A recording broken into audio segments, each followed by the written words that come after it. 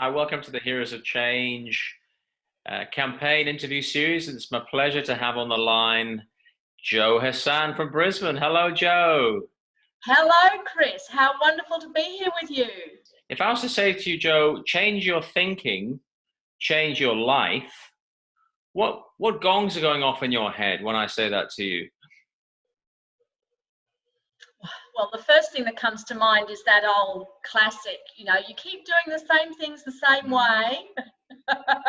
You get the same results, so don't expect a different result. So, you have to, if you want to get different results to those that you've had up till now, well, you need to do different things. I did a coaching program about 13 years ago, and at that time I had a couple of businesses. Life was pretty crazy.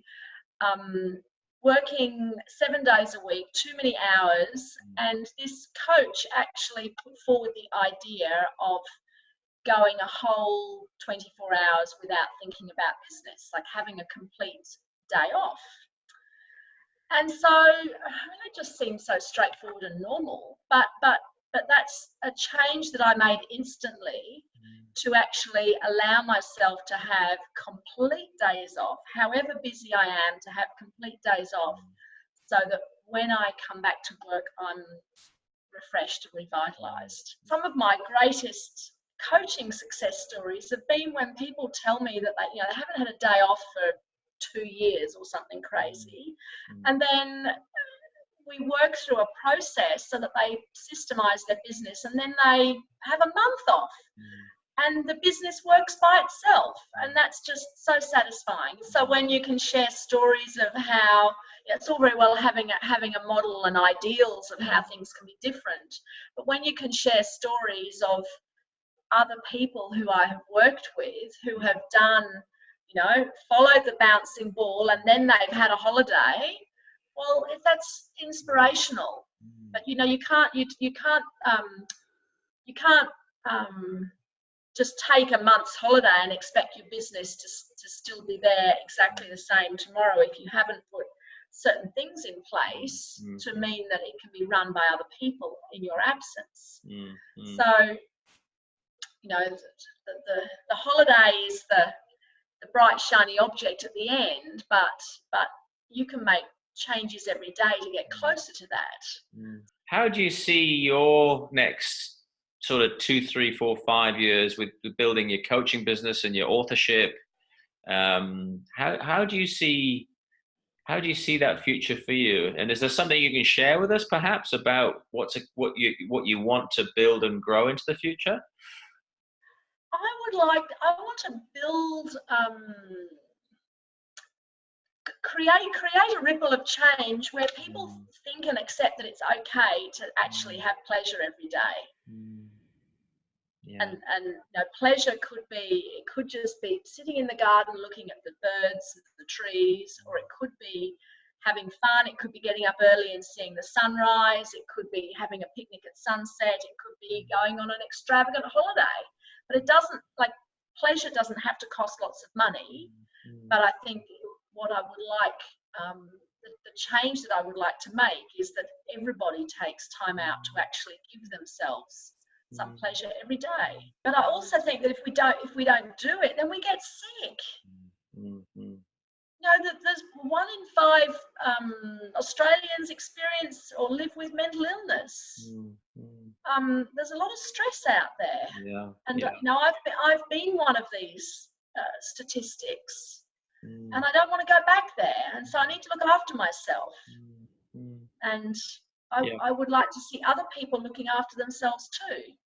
But when I came to Australia, and then a little while later, I actually experienced clinical depression and then post-traumatic stress disorder. And during that recovery journey, I resorted to people like Deepak Chopra and a lot of Jungian psychology readings. So I think prior to that, I don't remember having any go-to skills, and maybe I didn't have any, which is maybe when life got a bit tough, maybe that's why I fell over.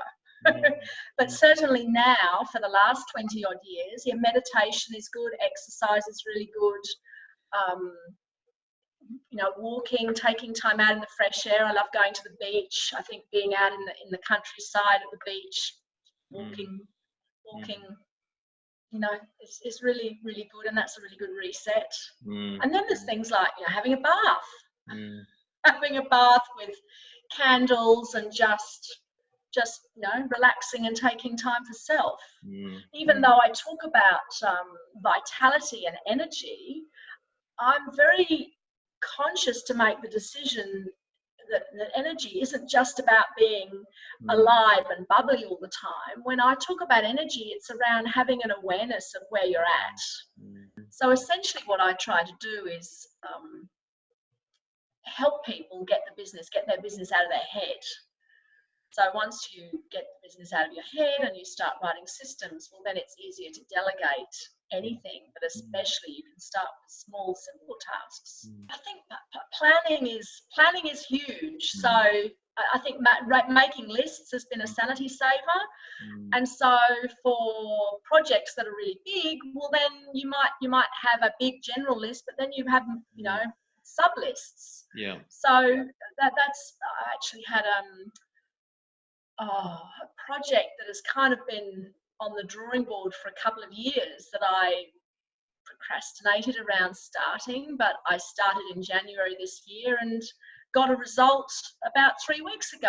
And so that was sort of amazing and gave me the experience of tackling like a monumental project and then actually you know, seeing a result. So this wasn't a project that I could do all by myself. I needed to delegate parts of it, but you know, I think what we so often resist doing is starting. And I think it's actually taking that first step. Once you take the first step, there's almost some relief, even if you accept that you're not going to do it perfect to begin with.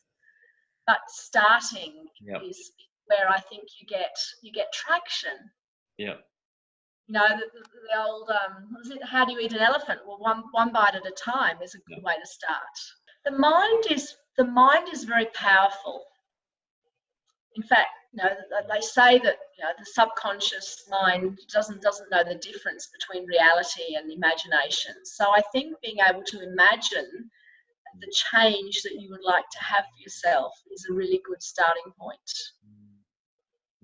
Wow. And then if you can write that down, then that is even more powerful. So picking up a pen and starting to write your goals, even write them as if they've already happened, there's some magic that happens in your brain where you're connecting, you know, the arty side of the right brain and the technical, organised side of the left brain. When you actually write stuff down, you're giving that magic and firepower. Thanks so much for your time, Jo. And my pleasure. Let's keep in touch. Absolutely. Thanks so much, Chris.